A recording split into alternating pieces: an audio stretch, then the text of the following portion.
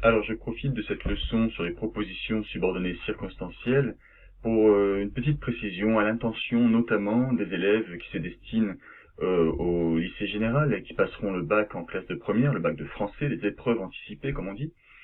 Il y a une question de grammaire au bac. Dans la réforme du bac qui a été mise en place tout récemment, il est prévu qu'une question de grammaire soit posée au moment de l'oral du bac. Ce qui signifie que vous allez devoir être en pleine maîtrise de vos notions vues au collège, notamment en termes de nature, de fonction, mais également sur la construction de la phrase à travers l'identification des subordonnés et la modification des phrases. Transformer une phrase de manière à mettre en lumière sa construction logique par la manipulation des propositions subordonnées est un des exercices qui semble le plus fréquent dans les documents qu'on a pour l'instant. C'est encore assez flou, c'est en définition en train d'être construit, mais voilà ce qu'on peut en dire. Donc voici le texte officiel qui présente la question de grammaire, c'est un extrait. Étant donné le temps dont on dispose dans l'épreuve pour cette question, environ 2 minutes, donc vous voyez que ça va être très rapide, celle-ci est nécessairement brève, précise clairement ce qui est attendu du candidat et porte sur un volume de texte peu important. Elle peut consister, par exemple, à demander une ou plusieurs manipulations syntaxiques en vue d'éclairer une analyse. Donc la manipulation syntaxique, c'est la transformation de la construction de la phrase. Ou encore, à poser une question portant sur la nature, la fonction, la construction d'une phrase ou d'une partie de phrase, mais aussi à inviter à une comparaison entre deux mots, groupes de mots ou propositions.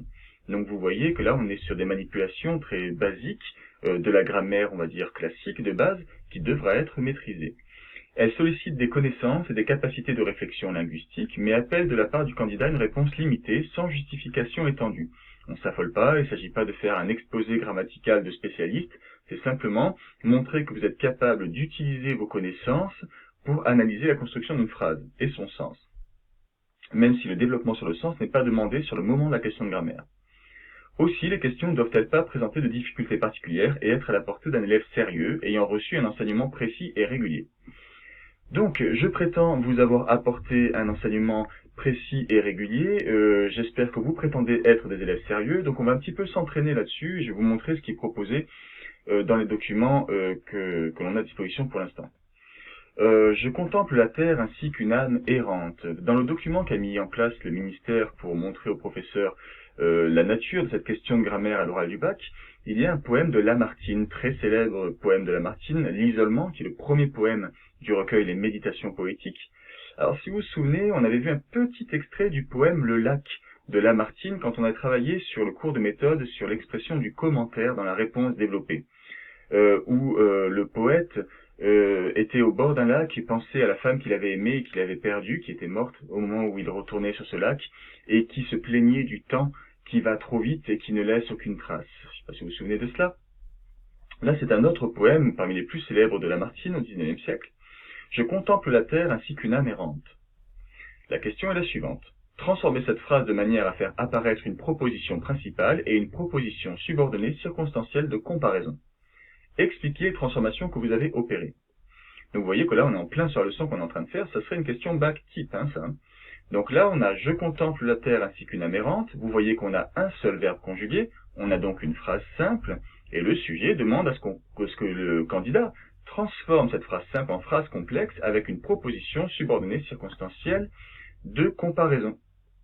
Alors vous pouvez utiliser le cours qu'on a vu ensemble, ouvrir le document si vous voulez, si vous en avez besoin, il n'y a aucun souci. Appuyez sur pause et essayez de faire cette transformation. Alors je vous propose de corriger. Alors le corriger que propose le document du ministère est le suivant. On passe de « je contemple la terre ainsi qu'une âme errante » à « je contemple la terre ainsi que le ferait une âme errante », comme le ferait une âme errante, de même que le ferait une âme errante, etc. etc. Quelle est l'idée? C'est que là, il s'agit d'expliquer qu'on a rajouté un verbe. Puisqu'il a fallu mettre une principale et une subordonnée, il fallait deux propositions, et puisqu'il fallait une subordonnée, on a dû utiliser un subordonnant. Soit une conjonction de subordination, ici c'est le mot « comme », soit une locution conjonctive. Je vous rappelle qu'une locution conjonctive, cela désigne le fait d'avoir une conjonction de subordination exprimée en plusieurs mots. Donc là, c'est ainsi que, de même que.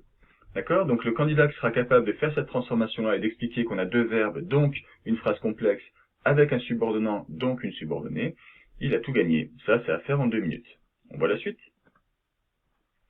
La phrase peut-être la plus célèbre de toute la poésie de Lamartine, et il y en a pourtant quelques-unes, c'est la suivante. Un seul être vous manque, et tout est dépeuplé. Donc c'est le dernier vers du poème L'isolement. Ici, question. Transformer cette phrase de manière à obtenir une proposition principale et une proposition subordonnée circonstancielle. Identifiez la proposition subordonnée, expliquez les transformations que vous avez opérées. Encore une fois, vous voyez cette manipulation syntaxique. Ici, nous avons un seul verbe conjugué. Ici, un autre verbe conjugué. Oui, je parle un petit peu trop vite, excusez-moi. On a bien une phrase complexe, seulement elle est reliée par coordination, avec une conjonction de coordination et une virgule par juxtaposition. Donc là, le travail de l'élève, c'est de passer de ce mode de liaison, remplacer ceci par un subordonnant qui puisse être placé au début d'une des propositions, et on voit ce que ça donne. Donc appuyez sur pause. Même chose, vous pouvez utiliser votre document de cours, il n'y a aucun problème, et puis essayez de voir quel subordonnant vous pourriez utiliser pour relier ces deux propositions-là. Essayez de comprendre le rapport logique qu'il y a entre les deux, qu'est-ce que ça exprime, quel est le lien logique qu'il y a entre un seul autre vous manque et la suite, tout est dépeuplé. Cela vous aidera peut-être. Allez-y, appuyez sur pause et essayez.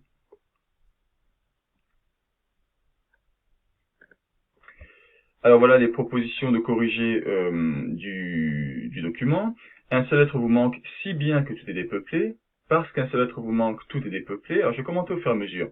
Un seul être vous manque si bien que tout est dépeuplé, si bien que vous reconnaissez peut-être la locution conjonctive qui exprime, une des locutions conjonctives qui exprime la conséquence.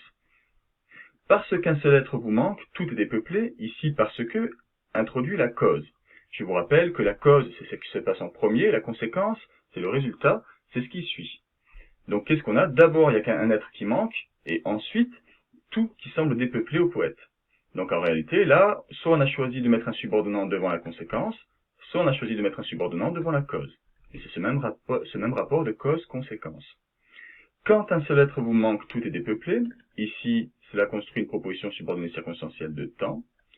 Si un seul être vous manque, tout est dépeuplé. Ici, cela construit une proposition subordonnée d'hypothèse. Donc vous voyez qu'on avait plusieurs possibilités et que la connaissance du subordonnant et du lien logique, du rapport logique qu'il exprime, permettait d'identifier la nature précise, le type précis de la subordonnée circonstancielle. Je termine avec deux petits exemples que je vous propose, qui ne sont moins poétiques, ça va peut-être vous aider davantage. Le vent a soufflé toute la nuit, les tuiles se sont envolées. Donc là, la consigne consisterait à vous demander de transformer cette phrase de manière à créer une proposition subordonnée et d'identifier la proposition subordonnée que vous avez créée. Donc allez-y, vous appuyez sur pause et je vous propose de corriger ensuite. Alors on avait deux propositions qui étaient reliées par juxtaposition, puisqu'il y a un signe de ponctuation faible, 2 points. Si je dois transformer cela, voilà ce que ça va donner. Le vent a soufflé toute la nuit, si bien que les tuiles se sont envolées, de telle sorte que les tuiles se sont envolées. Ce que j'ai créé avec cette locution conjonctive si bien que ou de telle sorte que, c'est une proposition subordonnée circonstancielle de conséquence. J'aurais pu relier, comme l'a fait ici le corrigé du ministère, la proposition qui est la première par un subordonnant exprimant la cause. Donc ça aurait été « parce que le vent a soufflé toute la nuit, les tuiles sont envolées ». Puisque le vent a soufflé toute la nuit, comme le... Vous voyez? Donc il y a possibilité d'introduire soit la cause, soit la conséquence par un subordonnant, mais c'est le même rapport logique, c'est juste une construction de phrase différente. Exemple suivant, alors j'ai oublié de faire ça. En sachant cela plus tôt, j'aurais pu relever ce défi. Donc là voilà ma consigne, je vous demande de transformer cette phrase en construisant une proposition subordonnée d'hypothèse et de faire des remarques sur votre construction. Donc faites-moi une proposition subordonnée d'hypothèse et les remarques nécessaires, réfléchissez-y. Appuyez sur pause et allez-y.